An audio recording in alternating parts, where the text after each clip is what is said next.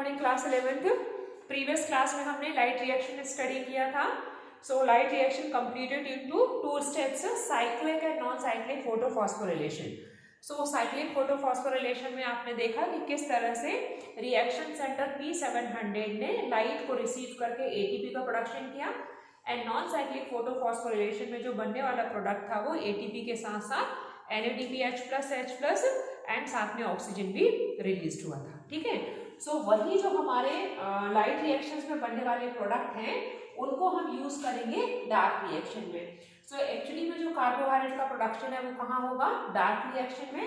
That's why it is called as biosynthetic reaction और biosynthetic pathway. Okay, it is also called as biosynthetic pathway. Then dark reaction एक misnomer name है, उसका ये meaning नहीं है कि वो नाइट में होगा या डार्क में होगा, लेकिन इस रिएक्शन के लिए या इस स्टेप के लिए सनलाइट रिक्वायर्ड नहीं है, इसलिए ये क्या कहलाएगा? डार्क रिएक्शन कहलाएगा। ठीक है, अब ये डार्क रिएक्शन कंप्लीट होगा 2 स्टेप्स में। Number 1 is C3 cycle and second one is C4 cycle. C3 cycle is also called as Calvin cycle and C4 cycle is also called as H and Slack cycle. Okay. So first C3 cycle, why it is called as C3 cycle? Because the first intermediate compound is having 3 carbon. That's why it is called as C3 cycle. तो इस cycle में बनने वाला जो पहला compound होगा वो 3 carbon वाला होगा, दैट इज फॉस्फोग्लिसरिक एसिड, इसलिए हम इसको C3 साइकिल कहेंगे। और इस साइकिल में बनने वाला जो पहला इंटरमीडिएट कंपाउंड होगा वो 4 कार्बन वाला होगा, that is oxaloacetic acid, that's why it is also called as C4 cycle. So why it is called as Calvin cycle? Because it is first proposed by the scientist Calvin, that's why it is called as Calvin cycle. And C4 cycle is also called as H-Slack cycle because it is first observed and described the cycle. Okay, then where is the location? जैसे आपने देखा light reaction कहाँ हो रहा था? हमारे granum portion में हो रहा था, है ना? सो वहाँ साइक्लिक फोटोफॉस्फोरिलेशन देखा आपने, स्ट्रोमा लेवल में था, और जो नॉन साइक्लिक फोटोफॉस्फोरिलेशन था वो थायलेकॉइड मेम्ब्रेन में हुआ। तो ये जो हमारा डार्क रिएक्शन होगा वो टोटली कहाँ होगा? स्ट्रोमा में होगा, that is matrix of the chloroplast. So first हम स्टडी करेंगे C3 साइकिल। ओके, सो C3 साइकिल में it is completed into 3 steps. Okay, C3 cycle completed into 3 steps. Number 1 is carboxylation, second is reduction, and third one is the regeneration. Okay, carboxylation, reduction and regeneration. So carboxylation simply क्या है? The fixation of carbon dioxide. The fixation of atmospheric carbon dioxide is process is called as carboxylation. तो ये जो carbon dioxide है वो atmosphere से हमारे plants absorb करते हैं, उसको रिसीव करने वाला है एक molecule, that is RuBP. So RuBP क्या है? Ribulose biphosphate. रिबुलोज बाइफॉस्फेट एक 5 कार्बन कंटेनिंग मॉलिक्यूल है, दैट इज पेंटोज मॉलिक्यूल है, कार्बन 5 वाला, दैट इज पेंटोज है। और इसको एक एंजाइम चाहिए है, उस एंजाइम का नाम है रिबिस्को। ओके, रिबिस्को, ये एंजाइम आप याद रखिएगा, पूरे किंगडम प्लैनेटी में या पूरे वर्ल्ड में आप कह लीजिए, बायोस्फीयर में, पूरे वर्ल्ड में सबसे ज्यादा पाया जाने वाला जो एंजाइम है वो क्या है? Rubisco. So it is the abundant enzyme in the world. What is the full form? Rubisco biphosphate enzyme. ठीक है, जैसे आपका सबस्ट्रेट क्या है? RuBP, तो एंजाइम क्या हो गया? रिबिस्को, रिबुलोज बाइफॉस्फेट। लेकिन लास्ट में जो CO लगा है उसका स्पेसिफिक इंपॉर्टेंस है। C stands for carboxylation and O stands for oxygenation. ठीक है, मतलब ये जो रिबिस्को एंजाइम है दोनों तरह की प्रोसेस को कैटालाइज कर सकता है। कौन कौन से प्रोसेस को कैटालाइज करेगा? Carboxylation as well as oxygenation. ठीक है, ये ऑक्सीडेशन आप कह सकते हैं। तो वो डिपेंड करेगा कॉन्सेंट्रेशन पे। यदि कार्बन डाइऑक्साइड का कॉन्सेंट्रेशन ज्यादा है so it act as a carboxylase. If the concentration of oxygen is more as compared to carbon dioxide, it act as a oxidation property या oxygenation property. Okay, that's why it is also called as double-edged sword. एक ऐसी तलवार जिसके दो धार है, अपन कहते हैं ना दुधारी तलवार है, that is double-edged sword. Okay, so first step क्या हुआ? Carboxylation. So carboxylation, that is atmospheric carbon dioxide fixes in the form of PGA. अभी डिटेल में हम लोग पढ़ेंगे। PGA that is phosphoglyceric acid. Okay. So इसका फिक्सेशन किस enzyme की प्रेजेंस में हुआ? रिबिस्को।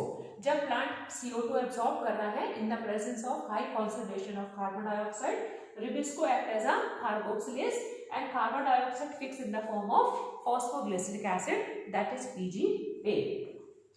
सेकेंड स्टेप है हमारा रिडक्शन। सो ये जो रिडक्शन है उसमें जो फॉस्फोग्लिसरिक एसिड है वो कन्वर्ट हो जाता है फॉस्फोग्लिसरेल्डिहाइड में, ठीक है, फॉस्फोग्लिसरेल्डिहाइड, फॉस्फोग्लिसरेल्डिहाइड। सो कभी भी जब ग्लिसरिक एसिड का या किसी भी एसिड का जब रिडक्शन होता है, मतलब वो हाइड्रोजन से रिएक्शन करता है, तो वो हमेशा कन्वर्ट होता है एल्डिहाइड में। सो एल्डिहाइड क्या है? एक शुगर है, एल्डिहाइडिक शुगर हम लोग बोलते हैं ना। सो फॉस्फोग्लिसरिक एसिड का क्या होगा? रिडक्शन होगा। रिडक्शन किसकी प्रेजेंस में होगा? NADPH+H+ में, मतलब वो उससे हाइड्रोजन लेके किसमें कन्वर्ट हो जाएगा? फॉस्फोग्लिसरेल्डिहाइड में, ठीक है। रीजनरेशन का क्या मीनिंग हुआ? ये जो हमारा फॉस्फोग्लिसरेल्डिहाइड है वो अगेन रीजनरेट करेगा RUBP में, मतलब हम वहां कहां पहुंच गए जहां से हमने प्रोसेस स्टार्ट किया था। सो PgAl क्या हुआ? फॉस्फोग्लिसरेल्डिहाइड। अगेन वो किस में फॉर्म में रीजनरेट होगा? In the form of RUBP। Then process इस तरह से अगेन चलेगा। तो अभी हम लोग क्या पढ़ेंगे? इसको साइक्लिक मैनर में पढ़ेंगे।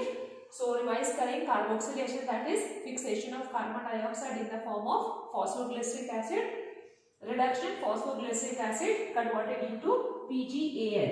So PgAl that is phosphoglyceraldehyde.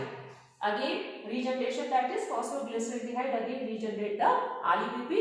Then again RUBP fixes the carbon dioxide. So this cyclic process is going on. So how it is takes place in the plants? So dark reaction का जो C3 cycle है या Calvin cycle है, 3 process में complete होगा, ठीक है। कहाँ हो रहा है? ये स्ट्रोमा में हो रहा है। तो हम स्टार्ट कर रहे हैं RUBP। So RUBP that is ribulose biphosphate, है ना। ये एटमॉस्फेरिक कार्बन डाइऑक्साइड को एब्जॉर्ब करेगा। कार्बन डाइऑक्साइड को एब्जॉर्ब करके ये मॉलिक्यूल क्या बना लेगा? PGA that is phosphoglyceric acid. Enzyme का क्या लगा रहे हैं हम यहाँ पर? रिबिस्को एंजाइम, है ना। सो रिबिस्को यहाँ पर कार्बन डाइऑक्साइड प्रेजेंस है इसलिए किसकी तरह से एक्ट कर रहा है? वो कार्बोक्सिलेज की तरह से एक्ट कर रहा है। सो यहाँ पर ये जो हमारा RUBP है वो कितने कार्बन वाला है? 5 कार्बन वाला है, ठीक है, और 1 कार्बन डाइऑक्साइड ले रहा है, मतलब प्रोडक्ट कितने कार्बन वाला बनना चाहिए? 6 कार्बन वाला। लेकिन ये जो फॉस्फोग्लिसरिक एसिड है वो 3 कार्बन वाला कंपाउंड है, ठीक है। ये जो फॉस्फोग्लिसरिक एसिड है इसके पास कितने कार्बन है? 3 कार्बन है, दैट इज ये ट्रायोज मॉलिक्यूल है। सो ट्रायोज मॉलिक्यूल है, मतलब इसके कितने मॉलिक्यूल बनने चाहिए? 2 molecules. So 1 molecule of carbon dioxide received by the 5 carbon RUBP, it forms the 2 ट्रायोजेस। 2 carbon हो गए तो 3 3 6 हो गए, ठीक है। 1 कार्बन ये 5 कार्बन मिला के 6 हो गए। सो इस तरह से 2 मॉलिक्यूल्स क्या बन गया हमारा? Phosphoglyceric acid. So rubisco enzyme की प्रेजेंस में कार्बन डाइऑक्साइड का फिक्सेशन हुआ, तो ये वाला स्टेप हमारा कौन सा हो गया? कार्बोक्सिलेशन स्टेप हो गया, ठीक है। अब सेकेंड स्टेप में हम जाएंगे, इसका रिडक्शन होना है। सो रिडक्शन किसका करेंगे हम? फॉस्फोग्लिसरिक एसिड का। सो फॉस्फोग्लिसरिक एसिड के रिडक्शन में सबसे पहले हमारा एक ATP मॉलिक्यूल यहाँ पर रिड्यूस होगा। तो ये ATP कहाँ से आया? हमने जो साइक्लिक फोटोफॉस्फोरिलेशन में या लाइट रिएक्शन में जो हमने बनाया था। सो ये ATP किस में कन्वर्ट हो गया? ATP में। तो मॉलिक्यूल्स हमारे 2 हैं, मतलब 2 मॉलिक्यूल्स हमको चाहिए थे। सो 2 मॉलिक्यूल्स ATP यहाँ पर होंगे, और क्या निकाल देंगे? वो अपना इनऑर्गेनिक फॉस्फेट मॉलिक्यूल निकाल देंगे। 2 इनऑर्गेनिक फॉस्फेट मॉलिक्यूल हमारे पास निकल गए। ठीक है। सो अब यहाँ पर जो फॉस्फोग्लिसरिक एसिड था, अभी तक उसके पास एक ही फॉस्फोरिक ग्रुप था जो कि फॉस्फो वर्ड शो हो रहा है। ये जो निकला हुआ फॉस्फोरिक ग्रुप है वो भी ये रिसीव करेगा, ठीक है। तो पहले वाला जो फॉस्फोरिक ग्रुप था वो कार्बन नंबर 3 पे लगा था, अभी लग जाएगा वो कार्बन नंबर 1 पर। तो ये बन गया हमारा 1,3 बाईफॉस्फो या डाईफॉस्फोग्लिसरिक एसिड, डाईफॉस्फोग्लिसरिक एसिड। सो 1,3 डाईफॉस्फोग्लिसरिक एसिड कार्बन नंबर 3 पर ऑलरेडी था, इसलिए वो फॉस्फो ग्रुप था। एडिशनल जो फॉस्फोरेट निकला वो कहां जुड़ गया, कार्बन नंबर 1 पे। तो अब ये क्या बन गया, 1,3 डाईफॉस्फोग्लिसरिक एसिड। सो ये 2 मॉलिक्यूल्स है, इसलिए भी क्या हो गए, ये 2 मॉलिक्यूल्स हो गए, ठीक है। अब उसके बाद ये 1,3 डाईफॉस्फोग्लिसरिक एसिड क्या करेगा, रिड्यूस होकर के रिडक्शन के लिए इसको क्या चाहिए है, हाइड्रोजन चाहिए है। सो हाइड्रोजन कौन देगा, NADPH+H+, ठीक है। तो ये किसमें रिड्यूस हो गया, NADP+ में। जो हाइड्रोजन निकला वो किसने रिसीव कर लिया, 1,3 डाईफॉस्फोग्लिसरिक एसिड ने। तो ये क्या करेगा, उस समय अपने कार्बन नंबर 1 का इनऑर्गेनिक फॉस्फेट निकाल देगा और केवल रह जाएगा 3 फॉस्फोग्लिसरेल्डिहाइड। ओके, सो 3 फॉस्फोग्लिसराइड मतलब क्या हुआ, कार्बन नंबर 1 का जो था वो फॉस्फोरिक ग्रुप निकल गया, ये निकल गया कार्बन नंबर 1 का फॉस्फोरिक ग्रुप। अब केवल किस पे रह गया, वो कार्बन नंबर 3 पर। और क्या रिसीव कर लिया उसने, हाइड्रोजन। हाइड्रोजन कहां से मिल गया, NADPH+H+ से। सो NADPH+H+ का हाइड्रोजन लेकर के जो ग्लिसरिक एसिड था वो किसमें कन्वर्ट हो गया, ग्लिसरेल्डिहाइड में। सो इसके भी हमको कितने मिलेंगे, 2 मॉलिक्यूल्स, ठीक है। 2 मॉलिक्यूल्स फॉस्फोग्लिसरेल्डिहाइड के मिल गए। तो एक तरह से ये क्या बन गया हमारा, ट्रायोस, क्योंकि एल्डिहाइड जनरली क्या होते हैं, शुगर होते हैं, ठीक है। सो 3 कार्बन वाला है, इसलिए कौन सी शुगर हो गई, ट्रायोस शुगर हो गई। तो ये वाला जो स्टेप है वो आपका ये कौन सा हो गया, इस प्रोसेस को हम कह रहे हैं रिडक्शन, ठीक है। तो रिडक्शन में 2 स्टेप्स हमने देखे, 1,3 डाईफॉस्फोग्लिसरिक एसिड का बनना एंड 3 फॉस्फोग्लिसरेल्डिहाइड का बनना, ठीक है। अब इसमें हम देखेंगे कि ये जो हमारे हैं वो कितने मॉलिक्यूल्स हैं, 2 मॉलिक्यूल्स हैं। 2 मॉलिक्यूल्स हैं मतलब 6 कार्बन हो गए, क्योंकि ये 3 कार्बन वाला है ना। तो 3 कार्बन वाले कितने हो गए, 6। इसमें से जो 5 कार्बन वाला एक RUBP है वो अगेन रीजनरेट होगा। सो ये 3rd स्टेप हम लोग क्या देख लेंगे, रीजनरेशन, ठीक है। ये क्या हो गया, रीजनरेशन। और केवल जो एक मॉलिक्यूल्स था वो किसमें बन गया, हेक्सोस शुगर में, ठीक है। या उसने हमको एक शुगर मॉलिक्यूल दे दिया। तो अब इसको थोड़ा सा हम लोग रिवाइज करते हैं केल्विन साइकिल को। सबसे पहले इसका साइड देखेंगे। So dark reaction completed into 2 steps, C3 cycle and C4 cycle. Why it is called as C3 cycle? Because the first compound is having 3 carbon. That's why it is called as C3 cycle. First observed by the scientist Kelvin. That's why it is also called as Kelvin cycle. It is occur in the stroma of the chloroplast.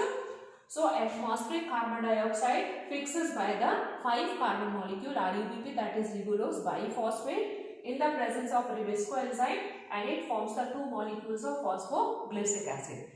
So this process is called as carboxylation. Second step is reduction.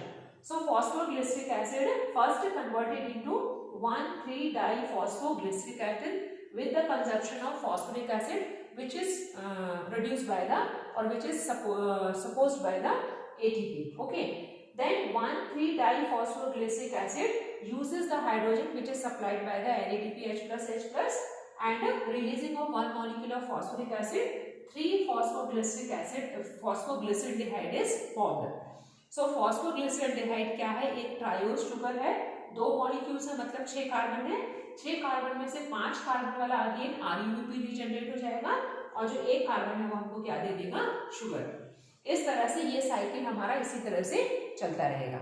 So this is called as C3 cycle. Next class में हम लोग study करेंगे C4 cycle, that is H-Henschel cycle.